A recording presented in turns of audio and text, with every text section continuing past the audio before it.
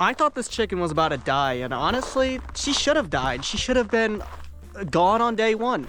But we weren't ever gonna give up on that chicken until it was literally impossible. And the outcome of that was a healthy and happy chicken. So guys, let me show you what's up with this chicken. She's in the barn right now. Let's take a look at her. I've talked about her in shorts, but you know, it's a very interesting story, so let's get into it. So we arrived inside of the barn, and there's actually two chickens that are being held in here. One of them is just fine, and she's just kind of there for moral support. The other one, she's a little bit special. Now, let me tell you guys a story. So this was back in November. We had a fox come down into the chicken yard, and it jumped the fence because the fence back in last December was destroyed by a winter storm, which kind of weakened the whole thing. So a fox could easily jump it, and as soon as it took advantage of that, it immediately took advantage of the fact that there was multiple chickens just around over here. Now, it took the lives of 3 chickens on one specific day, but it also injured 2 others. Now, there's actually 3 chickens that were injured that day. One of them did not make it past the first day. She suffered really bad back injuries. But the other 2, they made it to tell the story. Now, this black one right over here in the corner, she's a black copper Marin chicken, for those that are wondering. You can tell by the fluffy feet. Now, that chicken, her injuries were pretty minor, and if I were to try to compare this to like an NFL injury, which isn't really a good way to compare it, but if I had to, I'd say it would be like a minor injury. She'd be out for 2 weeks. She got a really significant back injury, but other than that, she quickly recovered with the right medications. Now, if you're keeping track of this chicken right here, this black and white one, I call her Stripes, but I also call her Tua, which is the name of my NFL quarterback. Yeah, you could probably tell why. So let's take a look at this chicken.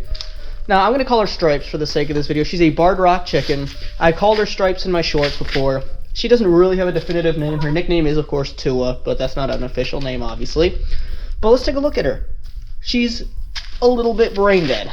But the good news is it's not going to impact her life to the fullest. Like, it's going to hinder her from living her absolute fullest life, but it's not going to really take away at her life expectancy. She didn't go blind. She didn't suffer any significant consequences from it. I mean, she's fully recovered at this point. But once again, making that comparison to NFL injuries, yeah, she'd be out for the rest of her career. Now, she's not going to lay another egg again, or at least I don't think she will. Unlike that chicken who's actually laying eggs, which, look there in the corner, there's an egg right there. This chicken really isn't laying any eggs. But just take a look at her, man. She's a little bit special. Now, what happened here was not only was she significantly injured, she had a leg injury, pretty significant leg injury, but she recovered from it pretty quickly. What really was the injury for her was her brain. She suffered a concussion, basically, a really, really bad concussion. It kind of impaired her for multiple weeks, and as soon as she was back to normal, she never really was back to normal, actually. She was back to being fully functional again, which was not really what we were seeing when she was outside being, you know, a happy, healthy chicken. So yeah, she's going to be fine, but she's a little bit incompetent, to say the least.